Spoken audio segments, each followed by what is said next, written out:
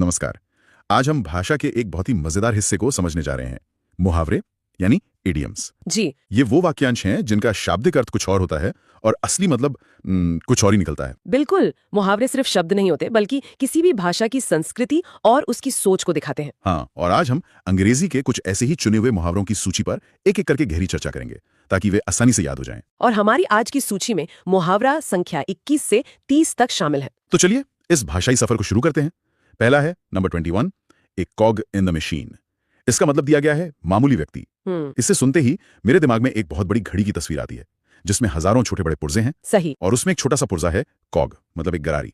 अगर वो गरारी ना हो तो शायद घड़ी रुक जाए, लेकिन उस गरारी को कोई नहीं जानता, सब सिर्फ बड़ी घड़ी को देखते हैं। बिल्कुल सही सोचा आपने। किसी बड़ी कंपनी में काम करने वाला आम कर्मचारी भी उसी गरारी की तरह है।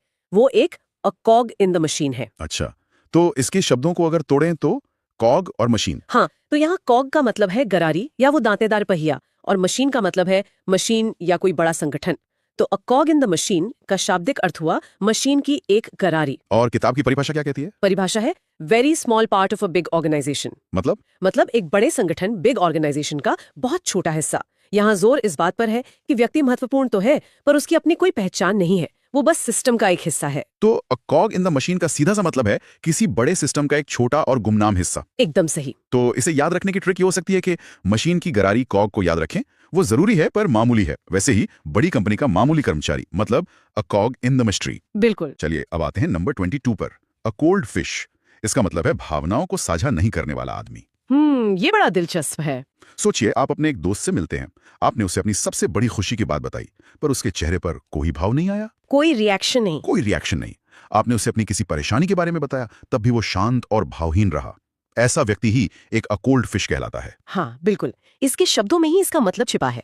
कोल्ड मतलब ठंडा और फिश मतलब मछली। ठंडी मछली? ठंडे मछली। जैसे मछली ठंडे पानी में रहती है और कोई भावना नहीं दिखाती, वैसे ही ये मुहावरा भावहीन व्यक्ति के लिए इस्तेमाल होता है। और इसकी किताबी परिभाषा? बुक में लिखा है someone who seems unfriendly and who does not share his feelings। Okay, तो अनफ्रेंडली मतलब? अनफ्रेंडली मतलब अमित्रवत या रूखा, और does not share his feelings का मतलब है जो अपनी भावनाओं को साझा नहीं करता। तो अ कोल्ड फिश वो व्यक्ति है जो रूखा और भाव शून्य लगता है। जी। तो ट्रिक ये हुई कि ठंडे पानी की मछली सोचो। क्या वो हंसती या रोती है? नहीं, तो भावहीन इंसान is equal to a cold fish. बहुत अच्छी ट्रिक है। अब अगला number 23, a cuckoo in the nest. अवांछनीय घुसपैठिया। हाँ, ये प्रकृति से लिया गया एक बेहतरीन मुहावरा है। कोयल यानी कुकू बहुत चालाक होती है। वो अपना घोंसला, नेस्ट खुद नहीं बनाती, वो कौवे के घोंसले में अंडे दे आती है। और जब कोयल का बच्चा अंडे से निकलता है तो वो कौवे के बच्चों को घोंसले से बाहर धकेल देता है ताकि सारा ध्यान और खाना उसे ही मिले। वो उस परिवार के लिए एक घुसपैठिया है, एक अ कुकू इन द नेस्ट। तो शब्दों का मतलब तो सीधा है। कुकू मतलब कोयल, नेस्ट मतलब घोंसला, घोंसले में कोयल। हाँ, और परिभाषा भी यही कहती है, एन अनवेलकम इंट्रूडर। अनवेलकम मतलब तो एक ऐसा घुसपैठिया जिसे कोई पसंद न करे। जैसे कोयल का बच्चा कौवे के घोंसले में एक कुकू इन द नेस्ट होता है। बिल्कुल। तो इसका अंतिम अर्थ हुआ कि किसी समूह या परिवार में ऐसा सदस्य जो बाहर से आया हो और दूसरों के लिए खतरा बन जाए। जी। ट्रिक सिंपल है, कोयल कुपू का घोंसले में घुसना याद रखो। वो एक बिन बुलाया मेहमान है, तो बिन बुलाया मेहमान is equal to a cuckoo in the nest. बिल्कुल। अब आते हैं नंबर 24 पर, अ कट अबव समथिंग। मतलब बेहतर। हाँ, सुपीरियर टू समथिंग। इसके लिए क्या कल्पना कर सकते हैं? मान लीजिए 2 हीरे तराशे जा रहे हैं।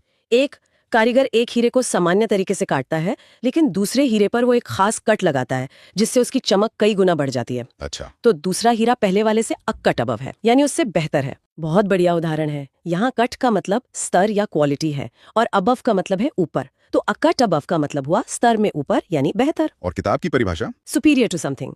यहाँ सुपीरियर का सीधा सा मतलब है बेहतर या श्रेष्ठ। तो जब कोई चीज या व्यक्ति किसी दूसरे से बेहतर होता है तो हम कहते हैं कि वो अकट अबव है। जी बिल्कुल। जैसे हम कह सकते हैं कि उसकी परफॉर्मेंस बाकी सबसे अकट अबव थी। ठीक है, तो ट्रिक ये हुई, कट को क्वालिटी का लेवल समझो। जो अबव के लेवल का है वो बेहतर है। अबव द कट मतलब ए कट अबव। बिल्कुल। अब कुछ ऐसा जो बेहतर नहीं है। नंबर 25, अ डैम्प स्क्विब। इसका मतलब है ऊंची दुकान, फीका पकवान या निराशाजनक परिणाम। हाँ, ये बहुत मजेदार है। सोचिए, दिवाली की रात है, सबने एक बहुत बड़े शानदार दिखने वाले रॉकेट को जलाने के लिए भीड़ लगाई है। सबको बहुत उम्मीदें हैं। हाँ, सबको उम्मीद है कि वो आसमान में जाकर सितारों की तरह बिखरेगा, लेकिन जैसे ही आग लगाई वो फुस करके बुझ गया। सारी उम्मीदों पर पानी फिर गया। वही पटाखा एक डैम्प स्क्विब निकला। एकदम सही। इसके शब्दों को देखिए। डैम्प का मतलब है गीला या नम। स्क्विब एक तरह का छोटा पटाखा होता है। तो डैम्प स्क्विब मतलब गीला पटाखा। और गीला पटाखा कभी नहीं जलता, बस फुस हो जाता है। सही बात है। किताब की परिभाषा क्या है? परिभाषा है a disappointing result or a situation or event which is much less impressive than expected. इसका मतलब है एक निराशाजनक disappointing परिणाम या एक ऐसी घटना इवेंट जो उम्मीद expected से बहुत कम प्रभावशाली less impressive हो। वही है a damn squib। तो कोई भी ऐसी चीज जिससे बहुत उम्मीदें थी लेकिन अंत में वो पूरी तरह असफल या फीकी साबित हुई। जी, ट्रिक सीधी सी है, गीला पटाखा डैम स्क्विब, याद रखो, दिखता बड़ा है पर चलता नहीं। बड़ी उम्मीद छोटा नतीजा इज अ डैम स्क्विब। बिल्कुल। चलिए आगे बढ़ते हैं। Number 26, a damsel in distress. इसका मतलब है अबला नारी या संकट में फंसी महिला। ये तो सीधे पुरानी कहानियों से आया है। हाँ, कल्पना करें कि एक राजकुमारी को एक दुष्ट ड्रैगन पकड़ कर ले जाता है और एक ऊंची मीनार में कैद कर देता है।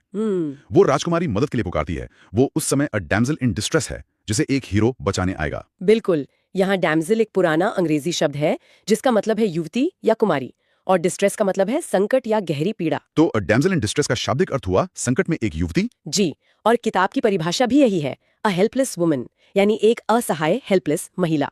ये मुहावरा अक्सर उन महिलाओं के लिए इस्तेमाल होता है जिन्हें मदद की जरूरत होती है। तो अंतिम अर्थ है एक असहाय महिला जो मुश्किल में है और जिसे मदद की जरूरत है। हाँ, इसकी ट्रिक है, डैमसेल मतलब युवती, डिस्ट्रेस मतलब मुसीबत, मुसीबत में युवती is equal to a damsel in distress. बिल्कुल सीधा और सरल। अगला है मेरा पसंदीदा, नंबर 27, अ डार्क हॉर्स, अप्रत्याशित विजेता। छिपा रुस्तम। हाँ, जैसे घोड़ों की एक रेस हो रही है, सब लोग 2-3 मशहूर घोड़ों पर दांव लगा रहे हैं। एक कोने में एक काले रंग का गुमनाम घोड़ा भी है जिस पर किसी का ध्यान नहीं है। रेस शुरू होती है और अंत में वही काला घोड़ा सबसे आगे निकलकर जीत जाता है और सब हैरान रह जाते हैं। वही घोड़ा एक डार्क हॉर्स था। बिल्कुल। यहाँ डार्क का मतलब अंधेरा या गुमनाम है और हॉर्स मतलब घोड़ा, यानी एक ऐसा घोड़ा जिसके बारे में किसी को जानकारी ना हो। और परिभाषा, किताब की परिभाषा है एन अनएक्सपेक्टेड विनर या समवन हु अनएक्सपेक्टेडली सक्सीड्स। मतलब एक अप्रत्याशित अनएक्सपेक्टेड विजेता विनर, या कोई ऐसा व्यक्ति जो अचानक से सफल हो जाए, सक्सीड्स हो जाए, जिसकी किसी को उम्मीद ना हो। ऐसे व्यक्ति को डार्क हॉर्स कहते हैं। जैसे राजनीति में वो एक डार्क हॉर्स साबित हुआ और चुनाव जीत गया। बेहतरीन उदाहरण है। तो ट्रिक ये हुई, हाँ, रेस का अंधेरा घोड़ा जिसके बारे में कोई नहीं जानता पर वो जीत गया। छिपा Rustam is a dark horse. बहुत अच्छे। अब आते हैं नंबर 28 पर, अ डेड लेटर, निष्प्रभावी नियम या कानून। ये कानून की दुनिया से आया है। अच्छा, कैसे? पहले इसकी कहानी समझते हैं। सोचिए एक शहर में 100 साल पुराना एक कानून है कि कोई भी अपनी बग्घी को सड़क पर 10 मील प्रति घंटे से तेज नहीं चला सकता। ठीक है।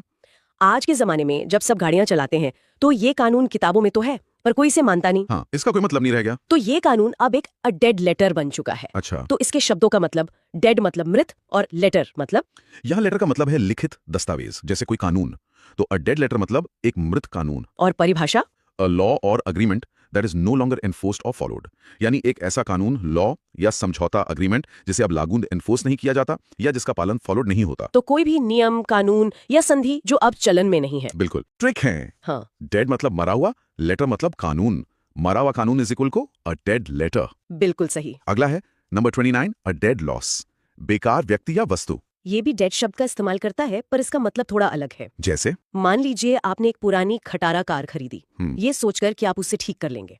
आपने उस पर हजारों रुपए और महीनों का समय लगा दिया, लेकिन वो फिर भी स्टार्ट नहीं हुई। तो सारा पैसा और मेहनत बर्बाद। हाँ, तो वो कार आपके लिए एक अ डेड लॉस साबित हुई। अच्छा, तो यहाँ डेड का मतलब पूरी तरह से है और लॉस का मतलब है घाटा। बिल्कुल। अ डेड लॉस का मतलब है पूरी तरह से नुकसान। किताब में भी इसकी परिभाषा यही है, कंप्लीटली यूजलेस, यानी पूरी तरह से बेकार। जी, यह किसी व्यक्ति या वस्तु दोनों के लिए इस्तेमाल हो सकता है जो किसी काम का ना हो। तो अंतिम मतलब है कोई भी व्यक्ति या चीज जो पूरी तरह से व्यर्थ या निकम्मी हो। एकदम। और इसकी ट्रिक, डेड मतलब पूरी तरह, लॉस मतलब नुकसान।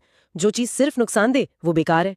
पूरी तरह नुकसान इक्वल्स अ डेड लॉस। बहुत अच्छे। और अब आज का आखिरी मुहावरा, number 30, a diamond in the rough, कोरा हीरा यानी छिपे गुणों वाला व्यक्ति। ये बहुत ही खूबसूरत मुहावरा है। इसकी कहानी क्या है? सोचिए एक जौहरी को खदान से एक खुरदरा मैला सा पत्थर मिलता है। बाहर से देखने में वो एक आम पत्थर लगता है, लेकिन जौहरी जानता है कि अगर इसे तराशा गया तो इसके अंदर से एक बेशकीमती हीरा निकलेगा। वो पत्थर ही a diamond in the rough है। वाह, तो इसके शब्द डायमंड मतलब हीरा और इन द रफ का मतलब? इन द रफ का मतलब है अपनी प्राकृतिक बिना तराशी हुई अवस्था में। तो इसका मतलब है बिना तराशा हुआ हीरा। और परिभाषा? परिभाषा है समवन और समथिंग विद पोटेंशियल और टैलेंट बट लैकिंग ट्रेनिंग और पॉलिश। मतलब कोई ऐसा व्यक्ति या वस्तु जिसमें क्षमता या प्रतिभा, टैलेंट तो है, लेकिन उसमें प्रशिक्षण, ट्रेनिंग या निखार की कमी है। अ डायमंड इन द रफ वही है जिसमें बहुत काबिलियत छिपी हो। तो एक ऐसा व्यक्ति जिसमें बहुत प्रतिभा है लेकिन उसे अभी निखारने की जरूरत है। एकदम सही। तो इसकी ट्रिक है, खदान का खुरदरा हीरा याद रखो, बाहर से साधारण, अंदर से कीमती, छिपा हुआ गुणी व्यक्ति is a diamond in the rough. बिल्कुल। तो आज हमने देखा कि कैसे मुहावरे सरल शब्दों से गहरी और मजेदार तस्वीरें बनाते हैं। एक